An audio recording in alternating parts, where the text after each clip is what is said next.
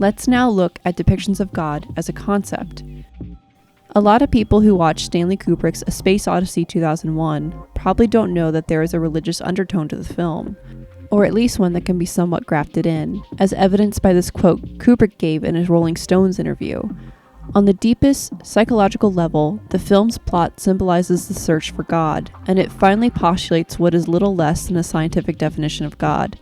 The film revolves around this metaphysical conception, and the realistic hardware and documentary feeling about everything were necessary in order to undermine your built-in resistance to the poetical concept. A Space Odyssey 2001 abides by scientific materialism, or the belief that the only thing knowable is that which can be tested by the scientific method, namely matter.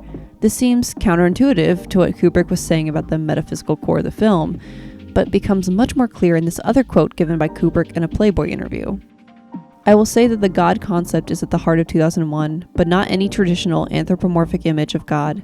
I don't believe in any of the Earth's monotheistic religions, but I do believe that one can construct an intriguing scientific definition of God. Once you accept the fact that there are approximately 100 billion stars in our galaxy alone, that each star is a life-giving sun, and there are approximately 100 billion galaxies in just the visible universe. Now, the sun is by no means an old star, and its planets are mere children in cosmic age, so it seems likely that there are billions of planets in the universe, not only where intelligent life is on a lower scale than man, but other billions where it is approximately equal, and others still where it is hundreds of thousands of millions of years in advance of us. When you think of the giant technological strides that man has made in a few millennia, less than a microsecond in the chronology of the universe, can you imagine the evolutionary development that much older life forms have taken? They may have progressed from biological species, which are fragile shells for the mind at best, into immortal machine entities, and then over innumerable eons, they could emerge from the chrysalis of matter, transformed into beings of pure energy and spirit. I know it is a lot to take in. What is most interesting about Space Odyssey is its acknowledgement of the want and need to pursue God, or at least the core truth of all things, while simultaneously presupposing that any past revelation of God, whether through prophets or divine encounters, have no validity because they cannot be scientifically measured. Ironically, the film includes its own instances of divine encounter through the monolith. The monolith, according to the novelization, is a tool used by a higher form of beings to communicate with other life forms, going back to the whole immortal machine thing. We see it in the beginning of the film, the Dawn of Man sequence, where it seems to bestow intelligence upon premature man, just by its very presence. This is a godlike quality, being spiritually and physically changed by mere interaction with the holy. In the Bible, when Moses comes down from Mount Sinai after first receiving the Ten Commandments, his face is shining so bright he has to veil it. He also walks away with divine knowledge, which is further used to help people live. In Space Odyssey, divine revelation about holiness is replaced with scientific enlightenment.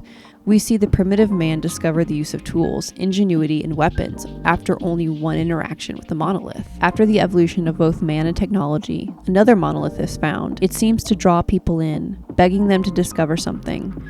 We see this come to fruition at the end of the film, after Dave has made his way through time and space, and his consciousness now resides somewhat outside of time. The big theme throughout the film is the idea of intelligence and of the broadening of knowledge as means to enlightenment and holiness. If the higher intelligent beings in A Space Odyssey, the firstborn, are occupying the seat of God in this universe, then the ultimate goal and push of life in the world of A Space Odyssey is to know. God here is physical in origin, but achieves metaphysical status only through the means of scientific knowledge. Technology is another overarching theme, its creation and use and change over time, and how technology can aid the advancement of life. It's the craving for creating something which will help life be perfect or free from error, or to grant comfort or power over the environment and our bodies. This goes horrifically wrong in the film, resulting in the AI Hal becoming murderous of his creators after judging them as imperfect. I hope the two of you are not concerned about this. Oh, I'm not, Hal. Are you quite sure? Yeah, I'd like to ask you a question, though. Of course. How would you account for this discrepancy between you and the Twin 9000? Well, I don't think there is any question about it. It can only be attributable to human error. This sort of thing has cropped up before, and it has always been due to human error. Open the pod bay doors, Hal. I'm sorry, Dave. I'm afraid I can't do that. What's the problem? I think you know what the problem is just as well as I do. What are you talking about, Hal? This mission is too important for me to allow you to jeopardize it. I don't know what you're talking about, Hal. I know that you and Frank were planning to disconnect me. Dave is able to overcome Hal, but he is sucked into the place of the firstborn through the monolith. Here he begins to experience true enlightenment in his world, which is to break the constraints of physicality only to permanently observe matter.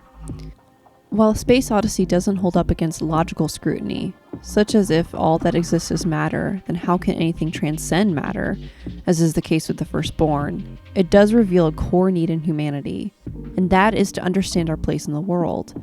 The whole point of a Space Odyssey is to continue to discover and grow in understanding, literally a journey of spirit and intellect, an odyssey. Darren Aronofsky's Mother is another film where many people might not realize it is about God, but the whole story that is presented is actually an allegory of key points of the Bible, namely the fall of man, the death of Christ, and the end of the world. God is portrayed as a character named Him, played by Javier Bardem, a poet living in a grand Victorian mansion way out in the middle of nowhere. He's married to a beautiful, youthful woman named Mother, played by Jennifer Lawrence. Mother is busy restoring their dilapidated house bit by bit, while Him struggles with writing a new poem. Mother is shown to have a deep connection with the house, even being able to sense a living pulse within its walls. During Mother and Him's time together, a man shows up at their house asking for room and board. Later, his wife accompanies him. They end up destroying a precious crystal that Him owns, which causes both Him and Mother to become furious with them. Later, their two sons arrive, arguing about their father's will. The elder one, in jealous fury, mortally wounds the younger and flees from the crime. Is this starting to sound familiar? The man and his wife are Adam and Eve, and the sons are Cain and Abel. But who is Mother? She's actually Mother Earth. Aronofsky's film is much more a conservationist film than it is a religious one. Throughout Mother, we see the absolute neglect and disrespect that humanity has for the Earth, from abusing her resources to actively harming her. But what is interesting and worthy of note is how God treats her. Here. Come here. Come here. Please, I have to tell you something. What? The baby? The baby? In this film, God is married to Mother Earth, firstly giving creation sentience and autonomy. Marriage implies a partnership between two forces. In the Christian faith, Earth itself is simply a product of God's creation. It is good and a reflection of God's nature through its properties. But the crowning glory of His creation is man, namely for his logic, reason, and spiritual awareness. In fact, those of man who would be saved, the church, become Christ's bride at the end of times. Saved humanity becomes married to God, not the earth. Aronofsky shows a strain between Him and Mother in their marriage, mostly if not all on the fault of Him. Him, or God, is not mindful or loving towards Mother. In fact, he is much more concerned with being received well by his fans, or humanity. This is much about Aronofsky's view of God, or at least the film's view of God. It is critical to Christian theology that God does not need mankind. He loves mankind, but He does not need us in a way that a famous person needs their fans. The God who made the world and everything in it, being Lord of heaven and earth, does not live in temples made by man, nor is He served by human hands as though He needed anything, since He Himself gives to all mankind life and breath and everything. Him is a being that loves His creation to a point of being irresponsible. Him's nature is one of a struggling artist and not one of an intentional, intelligent creator. Him's creativity seems to run on desperation and madness, starting the same process over and over again in an attempt to get it right. Literally the definition of insanity. He never loved me.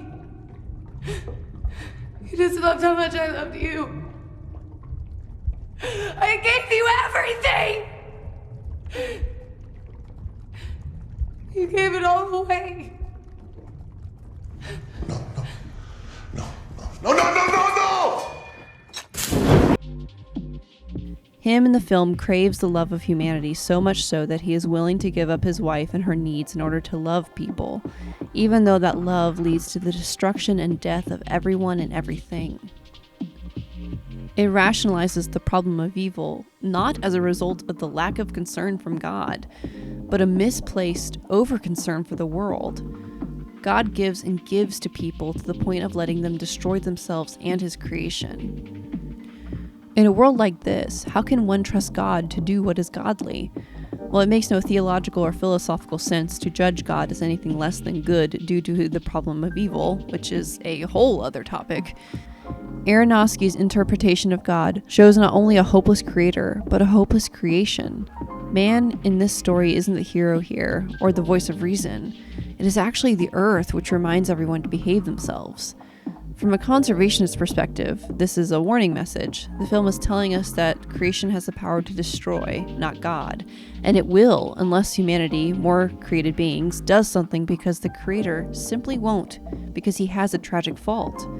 God's omnipotence, eternality, and omniscience, while acknowledged, don't actually inform the character of him, making the world of Mother more chaotic than intrinsically good. Of all the subjects in all the earth, God is indeed the most important thing we can think about. So let us think about him and discuss him well, even when going to the movies.